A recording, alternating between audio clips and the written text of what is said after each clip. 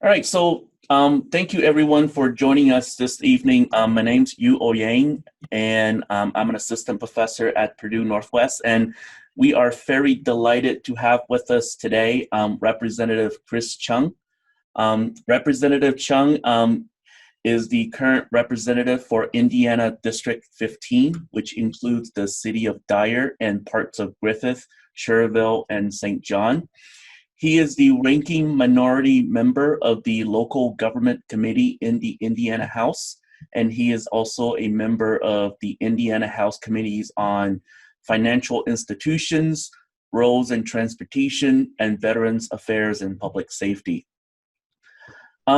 Chris is local. He was born in Maryville and graduated from Munster High School.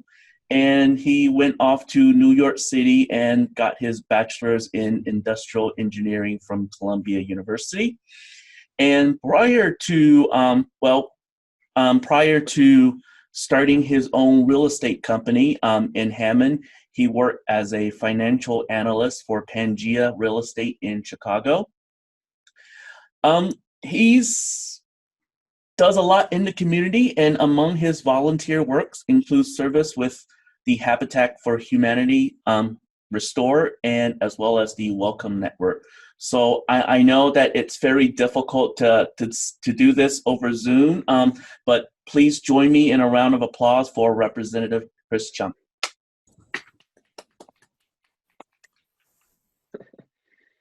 Take it away, Emily.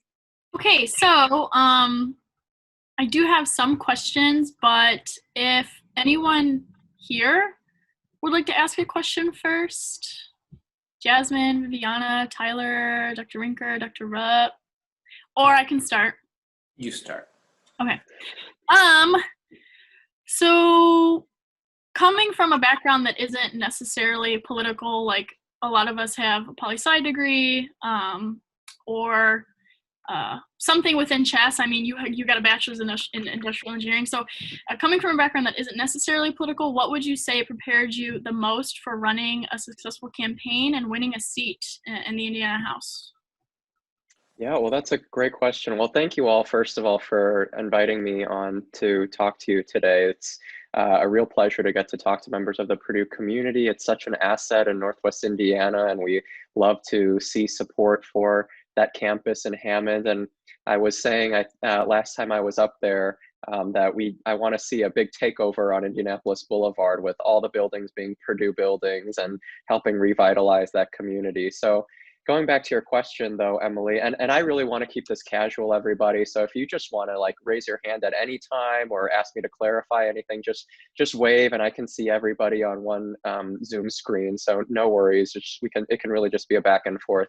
But to answer your question, yeah, it's kind of jarring of an experience for sure to go from doing industrial engineering and then suddenly lurching to politics. And the way it kind of happened was when I went to college, I didn't really have a lot of interest in politics to begin with. Like my family is not very political. Both my parents are medical doctors, and both my sisters and both of my brothers-in-law are also medical doctors. So everybody's a doctor, and typical Korean parents, they wanted me to become one as well, and I didn't make that happen, which is great. I feel great about it. They don't.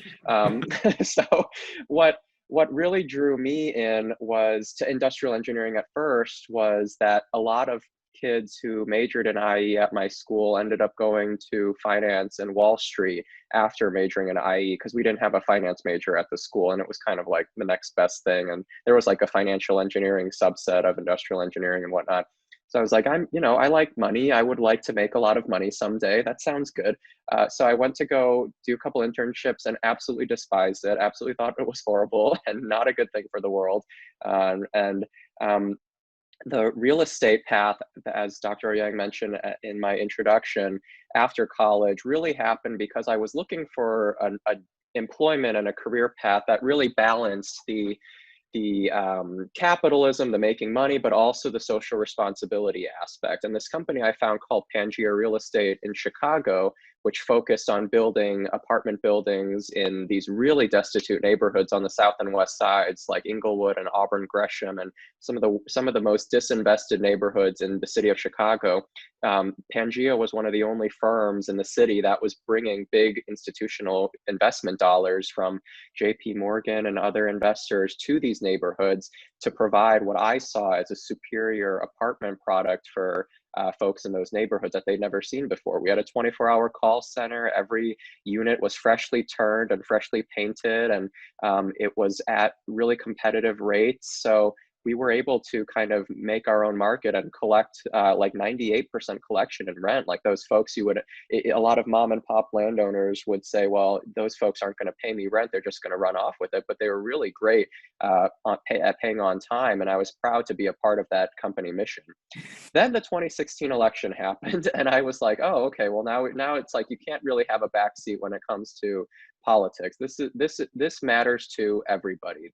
Politics, whether you like it or not, your landlord's paying attention to politics, your banker's paying attention to politics, your student loan servicer, your town council, people who are taxing you are paying attention to politics. If you're not paying attention, then you're going to be on the menu pretty quick, and you're not going to be having a say in the political process. So it became kind of ubiquitous after Trump was elected to talk about politics and to listen to the discourse. And it was inescapable. I was like, I don't know that much about politics. I didn't really vote in many elections. I did vote in the 2016 general, but that was my first one. And I guess because I was in New York City, I wasn't really paying attention to what was going on in Indiana. So shame on me for that. But then I started really digging deep and looking and using that industrial engineering side of my education to get analytical, get the data, and ask tough questions, and not really care about how the political ideology broke down along left and right. Like their ideas, I think most Americans fall all over the place, left and right and center, when it comes to all kinds of different facets and different issues. So that really helped me kind of launch what I thought was a successful campaign and listen to the district by using that industrial engineering side of my brain. Sorry, I'm muted. I said awesome if you can't read lips. Well, thank you. I had another one of my questions here. Okay, how has being a much younger voice, I think the youngest actually, in Indiana politics helped and hurt your ability to get things done? That's a great one. So yeah, I am currently the youngest member of the Indiana General Assembly. I was elected at age 25, and I'm 27 now, so 2 years wiser, I guess. But it can be a big hindrance. And one thing that I thought was really interesting that I noted when I was on the campaign trail in 2018, I expected more racism naturally, just in the district. It's like 90% Caucasian. When you look at the numbers, we have very few Asian people. Like I think there's, maybe 1% Asian population in the district, and they're all families that we know. So I definitely expected that we would get more blowback from being Asian, but I really got a lot more blowback for my age and the fact that I look like I'm 15 years old. That was something that I was met with a lot of skepticism from people just being like, oh, come on, I'm not going to elect a kid to the General Assembly. Like, who do you think you are, et cetera, et cetera.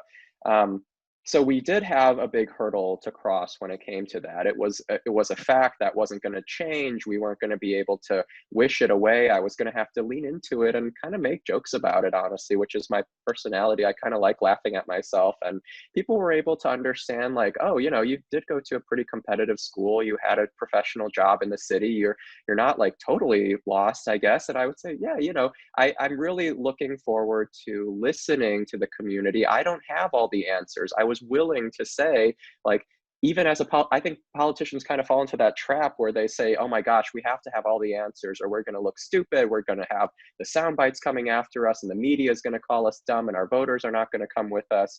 But really, I just said, look, I don't know. I want to listen to you. I want you to tell me what the issues you care about most are. And we would build up off of that knowledge to create a platform that the community truly cared about from that. So on one hand, the age was definitely absolutely a challenge and still is, because it's tough when my colleagues are 75 years old and have barely even seen an Asian person from Southern Indiana, because that's where they've lived all their whole life, to, suddenly have to work with me on the Financial Institutions Committee. But I try to meet people where they are. I understand that not every, people are going to use the word Oriental, even though like you're not really, it's a little bit offensive. And I don't personally find it offensive to me, but I know that other Asian folks do. And I try to educate people instead of jumping down their throats about saying like, oh, you should be canceled because you use the wrong term and whatever like that. I try to give people some rope and come from a place of understanding when it comes to that. So there are a lot of disadvantages. I would say that if there had to be one advantage of being young, it's that being underestimated at times can allow you to vault that bar even higher, because like they set the bar this low because you're young and they don't expect you to do very much. And then all of a sudden when you come in and you sound professional and you work across the aisle, and I think I prepare my floor speeches. I don't go up there and ad lib, because I think that's always leads to bad outcomes with my fellow legislators. But there's a deal of respect that comes from being able to do that. So yeah, it's both challenging and both advantageous at the same times. Thank you. Does anyone else have a question that they would like to ask? I've got a number, but I'll just ask one now, Chris. Chris, maybe 3 weeks ago, we had Hal Slager on this very forum. And one of the interesting things that Hal said, and you mentioned just moments ago, Southern Indiana.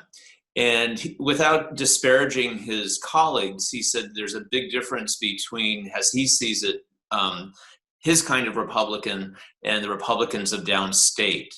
And I'm wondering, in your experience in the last couple of years, do you see the Republican delegation, I don't know about split, but differences between the North and the South?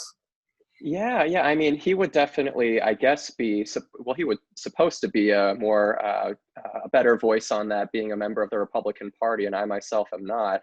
I would say, though, that it kind of, I can't identify a geographic split between the Republican caucus when it comes to their different factions. I would say it's much more ideologically driven, and there are, you've got super conservatives from Northeast Indiana and kind of moderates from Southwest Indiana, who are both Republicans.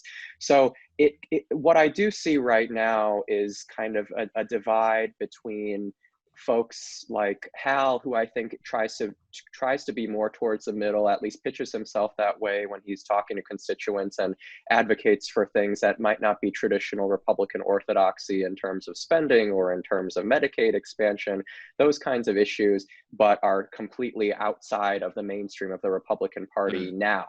So it's interesting how it's going to play out, quite honestly. I think the results of this election in a week will determine the future of both the Republican Party and the Democratic Party. If President Trump is to be reelected, I think you'll see a lot more of that populist streak and burn the system down nationalism themes as well in the Republican Party pervade. But if there's a big repudiation of President Trump and the Republican Party, then I think you might see kind of it's a jump ball. It's going to be you'll get Josh Hawley and the other senators and folks who will try to cast the new post-Trump Republican Party in the eyes that they see fit.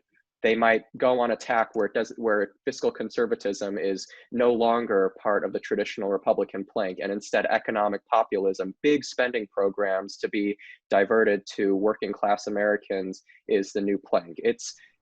I have no idea how it's going to play out. I don't think any of us do, but I see that that's kind of what Hal was referring to. Gotcha. May I ask a question, Emily? I suppose. So I promise I won't take any of the questions. So Emily and I and several others put our heads together and came up with some questions. And I promise I won't ask a question that was on your list, Emily. I'm glad, Chris, you brought up a little bit about national politics, and I think Emily will definitely have a question about that later on. But in preparation for this evening, I was browsing on your website, and I noticed a really nice yard sign on there. And on the bottom of that yard sign, it says, "An Indiana worth fighting for." Um, what does that mean? And what does that mean for Northwest Indiana in particular? Yeah, that's a great question. And it means a couple different things. For one, I feel like here in Northwest Indiana, being kind of, for lack of a better word, isolated from the rest of the state in a lot of different ways. For one, we don't get the Indiana media coverage. We're in the Chicago media market. So we know more about what Mayor Lightfoot's doing and Governor Pritzker's doing and what Mike Madigan's doing. And that makes it incredibly challenging for legislators like myself to break through and show people like, no, look, this is what the Indiana issues are. I know we're in Chicagoland, but this is what Indiana's working on in the State House, just because that media doesn't get in front of people. So I find too often that that contributes to a huge political apathy where we have low voter turnout. And I think Lake County in 2014 had the lowest voter turnout of any county in this entire state.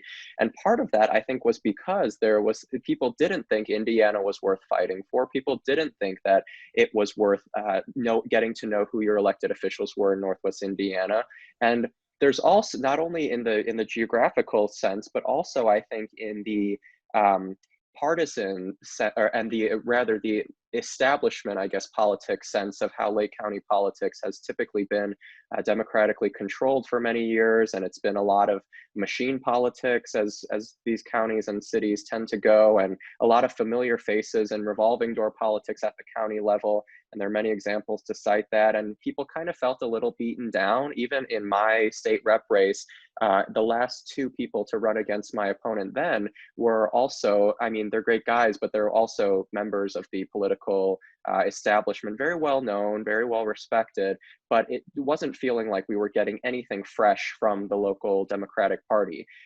After 2016, and specifically in the 2018 election, I think we saw on a micro level here with me, but also nationally, we saw a big wave of new faces coming in, people who had never had any political experience, people who never imagined themselves running for office and being very successful at it, and kind of freshening up our politics. So an Indiana worth fighting for means that we've got to keep our politicians accountable. We've got to keep our elected officials listening to us and making sure that we're not re-electing the same faces over and over again, because the world is changing faster than ever and we can't keep electing the same folks, in my opinion.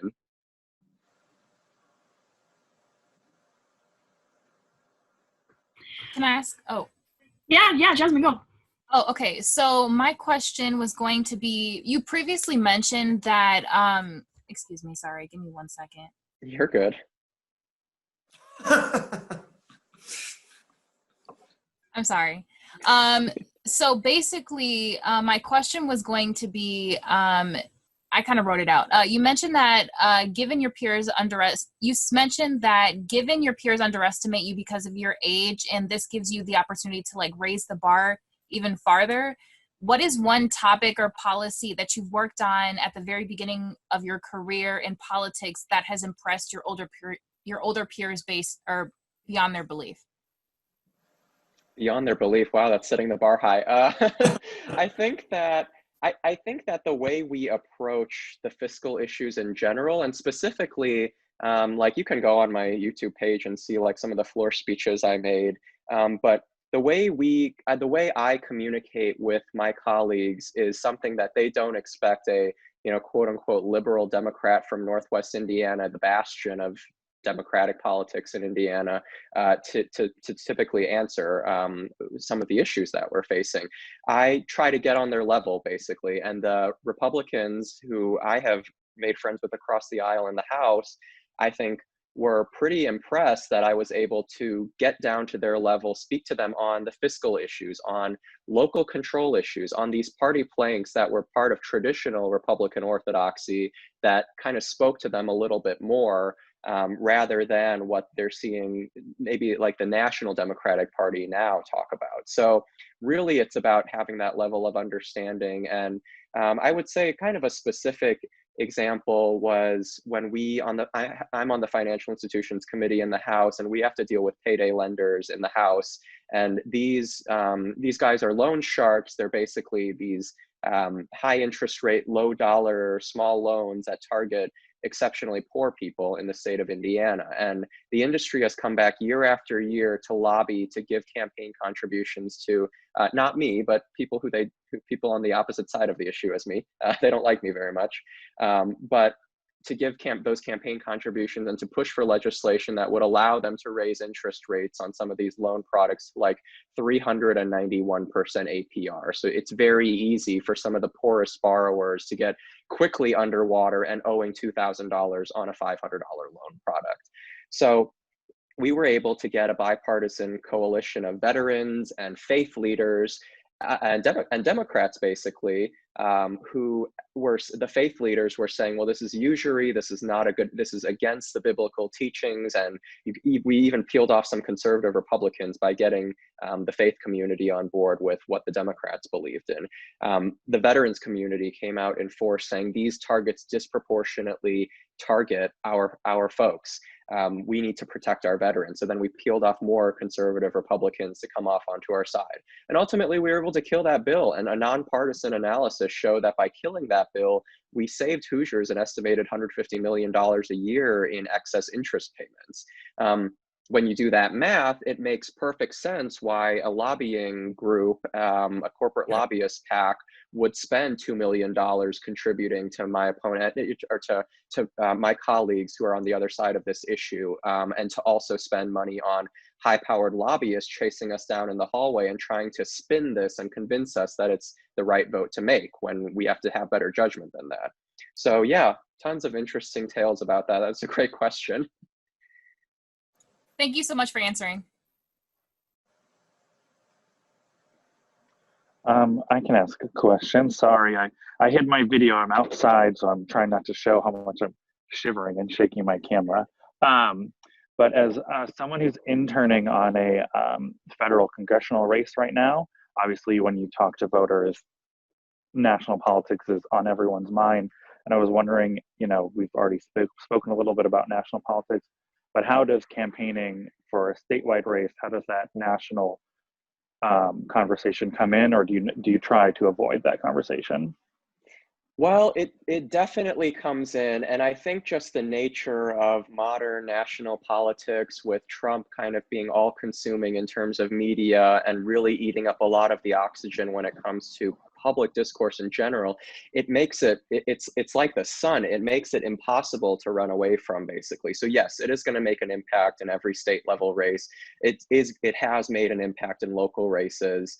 When I was in 2019 in the municipal elections in my town, when we were running for town council, which should be nonpartisan, quite honestly, because filling a pothole is not a partisan issue, it did get nationalized too. I mean, we were getting questions about socialism in Dyer and on the Dyer Town Council. And it's like, what on earth? Like, if anyone's paying attention to any of these issues, that is not anything that is relevant whatsoever. It's just just because you see it on the news channels and on cable news most of the time, it's de facto going to get nationalized. And what I try to do is at times I try to run away from it as best I can. When I can't, I try to lean into it and show people, like, there are themes that pervade at the national level and are relevant at the state level. I think, for one, campaign finance is a huge one of those themes, because the money is just like a cyclone. It basically just goes from, through the national PACs and super PACs and down through corporations, and people are kind of paying each other off at all different levels. And there's a lot of, I could go on for hours about it, but to keep the answer short, I'm sure you already know, Tyler, working on a federal campaign locally, that the campaign finance issue is a really big one, and the level of spending that it takes to win even state legislative races makes them national, makes them of national importance. And this year, especially in 2020, because of the gerrymandering and the redistricting that's going to happen after the result of the decennial census, that's even playing a big part too, which is why you've got even more advertising and more super PACs bashing each other, and more dark money, and more anger on all sides of the equation, for sure. So I wish it weren't like that, honestly. I wish we could go back to the halcyon days of George Bush, which is crazy for me to think about, but it feels like it was not nearly nationalized at this level where everything has to do with, are you with Trump or against Trump, or are you with Biden or against Biden? And it can just be about going back to the issues and electing the best people, not just the best partisans.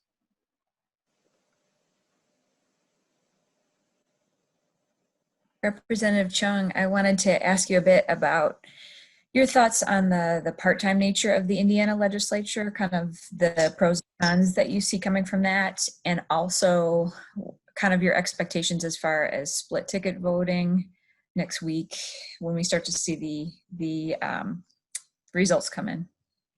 Yeah, that's a great question. So on the part-time aspect, there is a part of me that's like, I do think if we were a full-time legislature, we could get a lot more done for the state of Indiana. We would be more thorough with the issues, being compressed into a 3 or 4 month time span to pass laws that influence 6.6 million people across the state of Indiana, and to figure out a $35 billion budget. You're on a big time crunch. There's a lot of room to make errors. And it's happened before that things, I believe, have not been thoroughly vetted just because there's that deadline. Is that going to change? Probably not. I think the legislature currently, the current makeup of it, is very much accepting of the fact that it is a part-time legislature.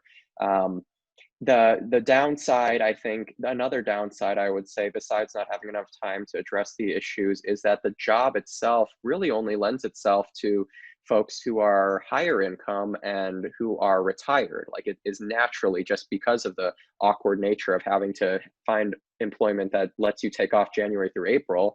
Right. That's not easy for a lot of people. That's not easy for you if you're a teacher. That's not easy for you if you are a stay-at-home parent, if you are a student in grad school. If it would be much easier if we were meeting during summer break, but it's an ancestral thing through farming times, because of the agricultural nature of the state. When the legislature was set up, they said, oh, the coldest months are January through March, we're not doing anything, so we might as well pass laws then.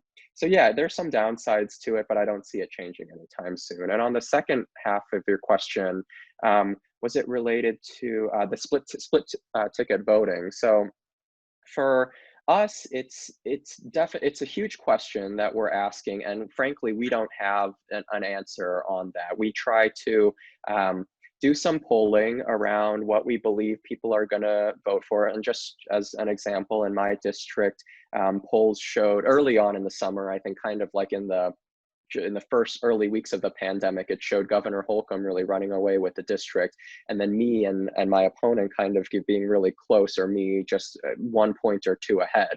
So in that respect, yeah, I do. If we are to prevail, I fully expect that Governor Holcomb will win the district, and that therefore that will mean that there was a lot of split ticket voting. Just with the residents I talk to in the district, there is a lot of crossover from what I can read. I think Hoosiers have kind of an independent streak about them, and almost kind of like a more anti-incumbent streak than anything.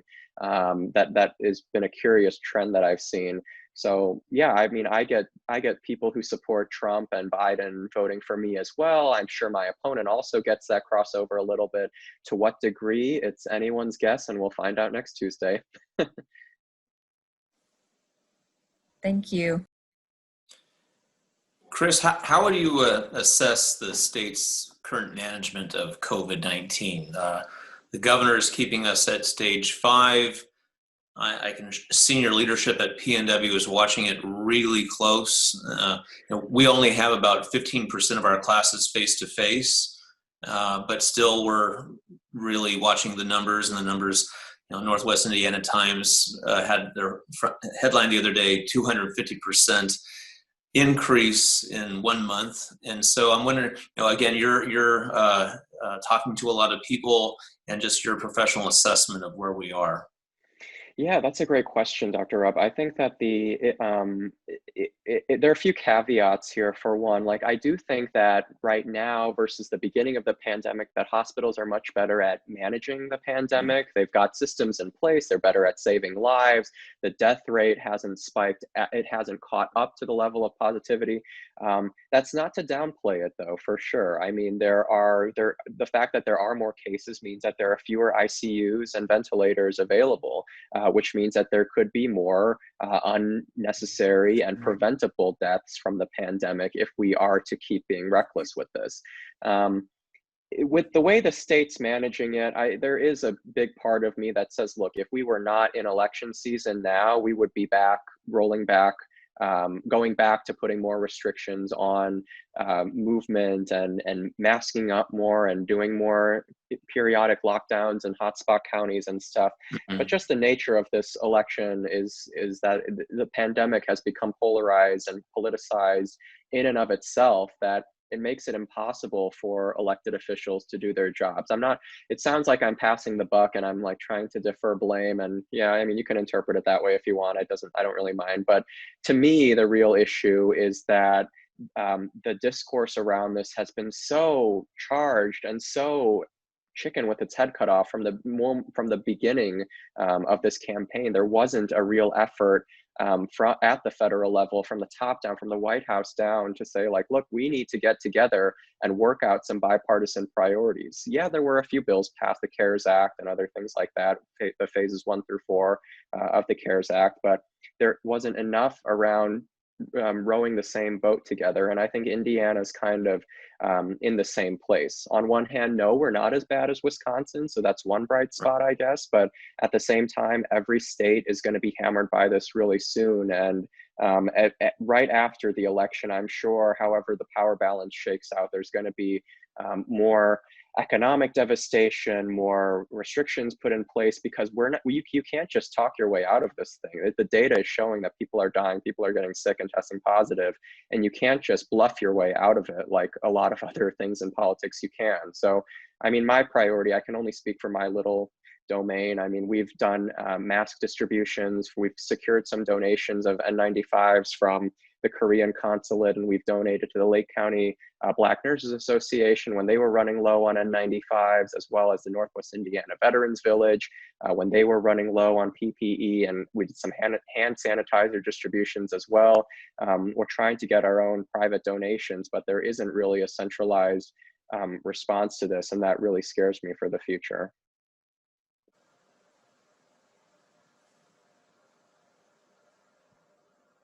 Question. Hi. Hi. So what advice would you give to students if they are interested in being more engaged in the community and local government? There are so many opportunities that young people need to take more advantage of, in my opinion, and it's something that I kind of wish I did myself. So when I was in high school, I went to Munster, and our We the People team was a pretty big powerhouse, honestly. We had a great high school debate, We the People coach, Michael Gordon, who actually is now my constituent. It's so funny, is that he has my yard sign in his lawn. But he was a really great teacher of the Constitution and of different case law, and that kind of weirdly, it kind of set up the path, and I still use some of the things I learned in high school, We the People, when I'm in the legislature downstate. I'm like, oh yeah, Mr. Gordon taught me about that. I better go look it up in my notes and whatever. So it does make a huge impact for sure, the schoolwork that you're able to do. And I'm sure at Purdue Northwest, you're getting the same kinds of opportunities with folks who are engaged in local politics and who have their own mindset to bring and their fresh perspectives. For specifically other things, I would say get yourself to work on a campaign at some point, whether it's something as simple as school board, town council, county commissioner, or state legislative. Like you can dial up any campaign during the election season, and they will be glad to have you, even if it's just for an hour, stuffing envelopes or making phone calls or just dropping off food to the office so that the volunteers can eat and have more opportunities that way, is something that it goes a really long way. And that's how we've recruited so many of our own volunteers. I mean, I had the first person I had on my 2018 campaign who was a student at DePaul. I just found her through the DePaul University intern search. And then she had a mutual friend of mine from high school, because she was also from Munster before she went to DePaul. And she ended up working on my campaign and then getting an internship at a top tier consulting firm after. We had another young woman who was an intern at the AFSCME, the union in Illinois, and then ended up coming over to our campaign. And then now she's working on her communications degree at Loyola in Chicago. So there are all kinds of, there's state house internship programs if you're not into the campaign side, because it is kind of grinding work, honestly. On the official legislative side, the intern program that we have in our caucus, and the Republicans have an internship too as well. You can reach out to them if you're a Republican.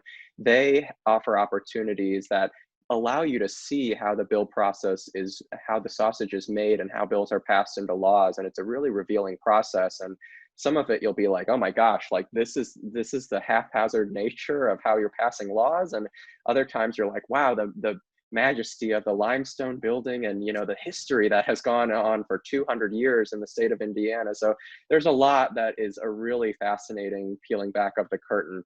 And then there are full-time roles as well as legislative assistants, and many of the members themselves, my colleagues, were legislative assistants themselves at some point, and were doing getting the coffee and getting the papers, and making sure the legislators were scheduling their meetings and getting to their next meeting on time, that kind of thing, before they ended up going into the assembly, because that's where you make the connections. And politics being such a relationship-driven business, that really helps you be able to launch your campaign when you know people on the inside. So yeah, I mean, just email me. My email is votechung@gmail.com. So vote and then my last name at Gmail. If you ever just want to have a chat or have a phone call or get a coffee, I've done that many times and tried to help people get to wherever they are. And I even do that with Republicans too, even though I myself am not a Republican. I've sat down with some young Republicans locally, and they were like, hey, could you get me in touch with this person? I want to, see what they're all about. And I do help foster those bonds, because I think if we don't have the young people getting into both political parties, we are going to be so screwed as a country. We need to have your voices at the table, because it gets ossified. It gets really stale at times with the viewpoints that we have in the legislature, and we need those fresh perspectives. Thank you so much. I actually have another question that comes from what you said. So obviously you do think that more young people should run for elected office, but what do you think their biggest hurdle in deciding to run may be, and any advice that you would give on how to overcome it? That's a great question. I mean, money is always probably one of the top factors. I like to say there are three resources that are finite on campaigns. It's money, it's time, and it's people. So you have to always be balancing those three different aspects. And money is oftentimes a big hurdle. It's easier for wealthy people to run for office because you can self-finance campaigns, and you have the business connections that help you raise money from deep-pocketed corporations or individuals, and it's just easier to run a moneyed campaign than it is to run a non-moneyed campaign.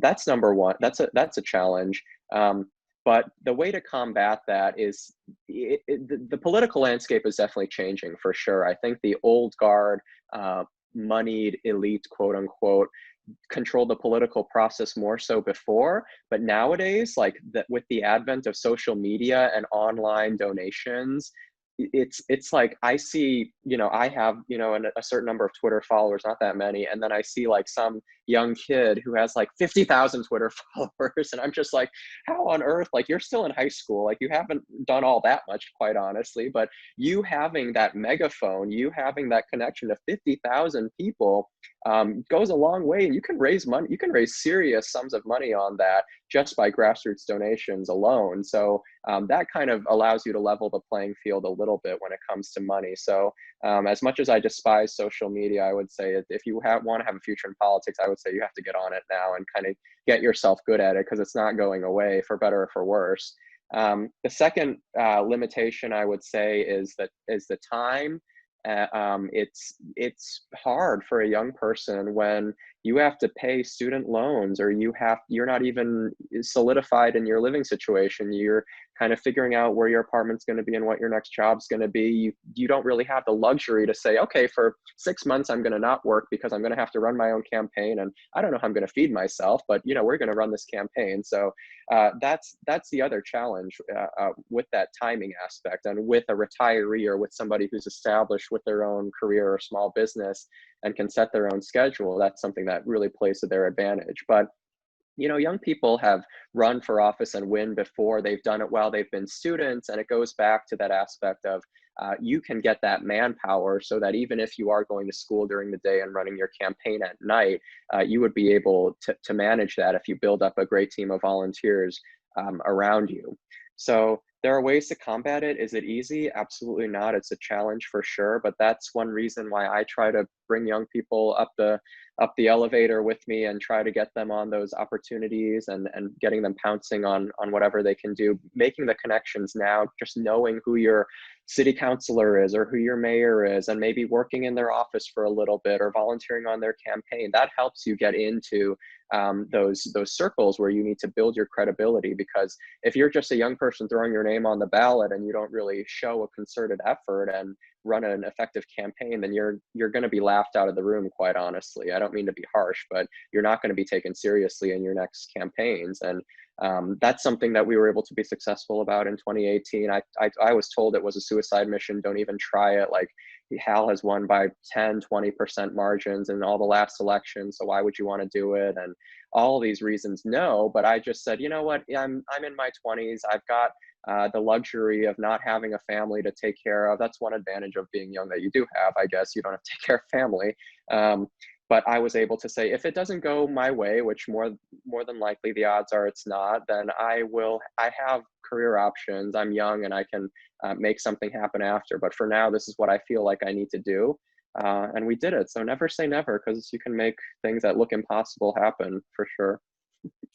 Chris, those comments lead me to I think it's an interesting question. President Trump has been criticized for really not talking at all about what he wants to do in a second term.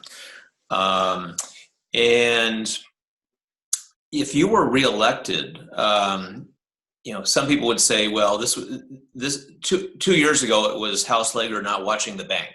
He didn't see this young Turk coming along. If you're reelected, without exaggeration, you will be one of the more prominent Democrats in the state, because you would not have only defeated a pretty prominent Republican, but this is a prominent Republican who really wants his old job back. And he's got a lot of support. So if you're reelected, it's really quite a statement.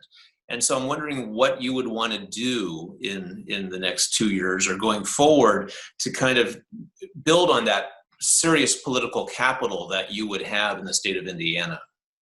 Yeah, I mean, that's a phenomenal question too. And it kind of goes into the policy aspect of what we're working on. I mean, the bills that I've authored, I try to steer to my own committees. So as it was said in the introduction, I serve on the Veterans and Public Safety Committee, Financial Institutions, Roads and Transportation, and as the ranking member on the Local Government Committee. So we tried on the Local Government Committee last year, and we're going to bring back the proposal a little more polished this year, to work for workforce housing and to make housing affordability a key centerpiece of this campaign. One thing I identified, and it took me some time in the caucus, which is like, it would be great in your freshman year if you can waltz in and pass 20 bills, but number one, it's not going to happen. And number two, it's especially not going to happen because I'm the top target of the opposing party across the state of Indiana. They want this seat back really badly. So they intentionally stymie bills so that I don't look effective, and they can go back and run $100,000 worth of attack ads at home saying I haven't done diddly squat and all that stuff. And, it's a playbook. It's nothing new. But in our caucus, in the House Democratic caucus, we don't have anybody who's really been working on the housing affordability issue for a long time. So one of the bills that we proposed was that went to the Local Government Committee, and we're going to bring it back again next year, was to make sure that if you're a voucher holder, specifically for the HUD-VASH program, which is basically Section 8 for homeless veterans, you get a stipend from the federal government to pay your rent if you're a homeless veteran. Right now in the state of Indiana, even if you're you're able to pay the full market rent. If you have no criminal background history, if your credit checks out, you can still be denied housing for that voucher just because you're on a voucher. And I think that's wrong, because a dollar is a dollar no matter where it comes from. And we should be helping our homeless veterans have more housing options no matter where they live, no matter what political party they are. And we shouldn't be limiting that by any means. So we're bringing that proposal back, and I'm really trying to work behind the scenes to make sure that it happens. But you've got on one hand, the big landlord association who donates pretty prodigiously to my opponent and to others who don't want any more regulations when it comes to housing and housing optionality. So that's one big thing. The others, I would say, are related to consumer finance protections. With my perch on the House Financial Institutions Committee, not only did we stop the payday lender bill, and they're going to bring back a new proposal next year, I know it already, but stopping any bad legislation there and ensuring that we have consumer protections around subprime auto loans. Right now, if you can't pay your auto payments, there's a kill switch on some cars that some companies are using to just cut your car off and basically stop it without any warning to you. And I think that's bad for consumers and disproportionately penalizes poorer folks who are just trying to get to work. And do they owe the money? Sure, that's never going to go away. But does preventing them from going to their job so that they can make money to pay the loan back, does that help anybody? No. So we're working on a consumer protections bill around that. So yeah, those are kind of the smaller things. I don't have the big economic development proposals out there yet. I think we're still kind of working on what kinds of ribbon cutting things we can go to and spend the taxpayers' money on. But we want to make sure, my whole thing around that is that we want guardrails around making sure that when we're spending your taxpayer money, it needs to stay with Indiana jobs. It can't just be because the governor or somebody else wants to have a big ribbon cutting ceremony and call it a job well done and put a shovel in the ground. That's not, I don't think that's good public policy if it's not focusing on making sure that tax money is going to pay people in Indiana, not Illinois contractors, not Michigan contractors. So without getting too in the weeds, that's kind of what we're looking at now. And a lot of it's focusing on the most vulnerable people among us. Thank you. Okay. Okay, so I believe you have said you plan on limiting your time in the Indiana House seat, only serving 4 terms. What do you plan on doing afterwards, possibly running for a federal seat? And why do you think it's important to set your own term limits? And do you think that kind of self-ideology and like self-checking is going to be seen more in Indiana politics and I guess nationally? Well, I certainly hope it will. I mean, I know people kind of fall all across the board, not along partisan lines when it comes to how they feel about term limits. I mean, for me, it's like I don't want it to be extreme one way or the other. I've got friends in the Michigan House and they're on 3-year term limits. So they have to do, or 3-term term limits. So they can only have 6 years maximum. What that inadvertently does is it gives disproportionate power to lobbyists, because each time they know they're getting a new person, they know they can manipulate that person with donations or with lobbyist meetings and putting legislation and force feeding them legislation to introduce. And it gets rid of so much institutional knowledge that it is harmful at that extreme. On the other extreme, we've got some members that are serving like 40, 50 years. Like, that's a little crazy in my view. I think that like I said, the world is changing so quickly. You cannot possibly have the same view that you had 40 years ago, allowing you to make those decisions in the present day. It's just impossible. I can name numerous examples of legislators kind of getting caught up in this. And I don't think it's good for democracy if we don't have people who are really on top of what the current issues are. With my own term limit pledge, do I think that more people will adhere to this? I kind of think so. I think that more folks in the regular voting electorate are getting fed up with career politicians. And I think it's kind of always been that way, but it's kind of coming to a head nowadays. And more people are just getting fed up with the entire political system and want to see fewer career politicians, for lack of a better word, in the role.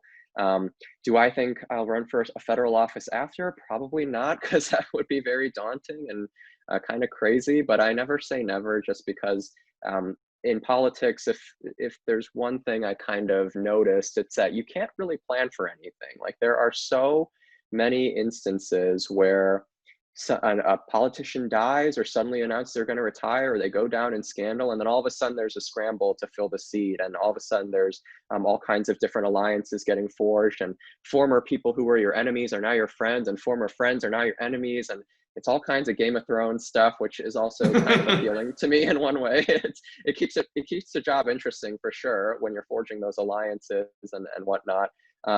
But yeah, I hear about what congressmen have to do, and, you know, dialing for dollars and raising millions of dollars, and, you know, getting beat up by national lobbyist groups and interest groups, and, you know, having these really foul ads. Like, I think now the attack ads against me suck. Like, imagine that on a 10 times scale when it's even worse.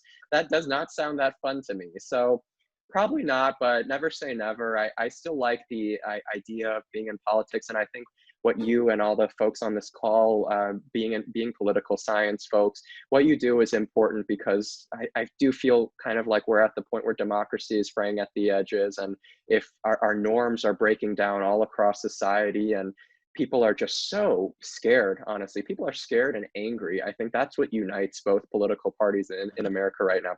Both sides are incredibly scared, incredibly angry, and if we don't have more knowledgeable people who are patient and willing to listen, and kind of taking the tack that I take with an independent viewpoint across all these issues, then it's not going to be good for the country. So yeah, I hope we can change it in the future. And maybe on that note, oh no, Jazz, go ahead. Oh, no, I'm sorry. Previously, Viviana asked you a question about how students can be more engaged. My question would be, what are some things that students may not be aware of about their legislators in Indiana, in the Indiana State House? I think a lot of students don't even know who their legislators are. I think that it's on my website. If you go to vochung.com, you can see, we provide a link to the Secretary of State's website, where you can literally just type in your address where you're registered, and it shows you everyone from president down to school board who represents you. So I would say, if you're a student, just go and schedule a meeting with these folks. Just say, hi, I'm a student. I'm one of your constituents. I would like to meet with you and hear what you do. Like, that's all it takes. It doesn't have to be intimidating. Like, it would be kind of crappy if the politician said no. I always say yes to that stuff, because I love meeting new people, and I love learning what people care about in the district, and it gives me a bigger worldview, which I think always is helpful. But yeah, I don't think a lot of students even can name their state senator or can name their member of the Indiana House of Representatives, and would be able to pick out their face from a crowd, would know what their opponent stands for as well when it comes to campaign season. Like, go seek out people, listen to both sides, and see who's more compelling, and vote for that person. That's what we've got to do, and that's what students have got to do as well. Okay, thank you so much for answering my question. You're welcome. Yang, do you have any questions to ask after I stole all your questions? You're not. So I do have questions, but I just want to add a comment to something Chris just said about how you're very willing to talk with students, talk to anyone, help them with where they want to go eventually in their career, and I want to say that not everyone does that. I won't tell you how many people I've reached out to join us for this event, and it's a very select few that responded even to my email. So I want to thank you for that. We touched on this question earlier, and I said that Emily or I will come back to it. And you mentioned a little bit in your previous responses as well, but during your campaign for the State House, how much of an impact does the national level stuff affects you. So I know you mentioned that it's probably that you have some Trump supporters who will be voting for you in the election. When you reach out to voters, when you knock on doors, when you call people, you know, do you focus more on the district, or do you allow the conversation to go wherever? Yeah, I mostly allow the conversation to go where they want. And honestly, like I think a lot of more folks, when you knock on their door, like I think everybody is kind of annoyed with the cold calls, cold texts, and cold door knocks. So I just say like, look, I'm your state representative. Did you have any questions about the election? And I kind of let them lead on their own what they want to talk about. They might say something as simple as, where's my polling place? And I can answer that for them. Or they might say something like, so what do you think about Brett Kavanaugh? Like, which I got kind of like a number of times in the 2018 campaign, because living in Indiana with a top tier US Senate race with Senator Donnelly versus Mike Braun, that was a question that I was getting a lot towards the end. And I was just like, I don't vote on this guy, dude. Like I haven't even read any of this stuff. Like I've been so busy and I've been reading about the education financing formula that I don't have room in my brain for this. It's like you asking a doctor, hey, can you fix my engine oil or something like that? Yeah, it's on a different level of chaos and a different, people will, I don't think they'll ever completely understand what the state and federal boundaries are. But yeah, I do try to draw that boundary and just provide people a service. I think they're a little more appreciative of it. And also, I think both parties now have an issue with proselytizing and preaching to voters and kind of condescending when they speak to them. It's something that doesn't make anyone feel good. Number one, like when you talk down to somebody at the doors or on the phone and say, no, you're wrong because you believe that, it's actually this, and you're the fake news and all that, like that is very annoying, and you're not going to win over voters by talking like that. So when people bring up crazy conspiracy theories or stuff, I'm like, I try to figure out, I don't really address the conspiracy theory and say like, no, you're wrong about that. This is clearly the fact, even when it is, because number one, you're not going to, scientific research has shown that you're not going to convince people otherwise. Like you just can't. In an argument, they're going to believe what they want to believe 9 times out of 10. What you can do is try to find a grain of truth in what they said and say, look, I understand what you're trying to say. I understand when you're talking about how, there's a government conspiracy to steal all your tax money and give it to the Vatican, which literally a woman was telling me in Cherville. She said, did you know that Donald Trump exposed the fact that 100% of our tax money was going to the Pope? And I repeated that back to her, and I was like, you believe that 100% of your tax money is going to the Pope? And she said, yes, of course. I didn't know you didn't know that. And I said, okay, well, I believe that we've got to keep our school tax money in our own district. So I just kind of like really skated around that. There was no convincing this woman otherwise. I was getting a little scared because it was dark out and she was kind of bigger than me. So I just said, like, look, it's about keeping your tax money in your district. And I believe in an education funding formula where we can accomplish X, Y, and Z with our own tax money. And, this is what's wrong with it. It penalizes these districts and it gives favorite status to these other districts. And that's not right, because every child should have the equal opportunity. So that's kind of how I figure you need to approach that when you have those crazy conversations.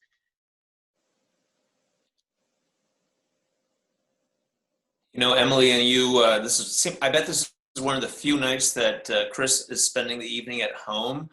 So perhaps we should wind things down. I'm having a time in my life. This is okay. fun. But no, whatever you guys need to do. I don't know what the schedule is, if you were at 6 or 6:30 I think or it was 6:15. 6. Oh, okay. No worries then. Yeah.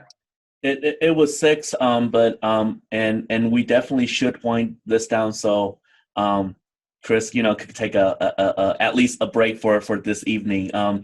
But I want to make sure that no one else has any questions that they're just burning to ask. So anyone? I have prepared, a YouTube video of cricket sounds. I mean, I'm happy to play it.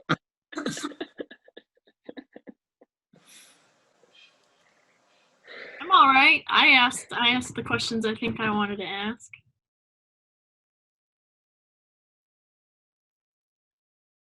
Alrighty. Well, in that case, thank you all so much for joining us, and thank you especially, Chris, for giving us your time today. And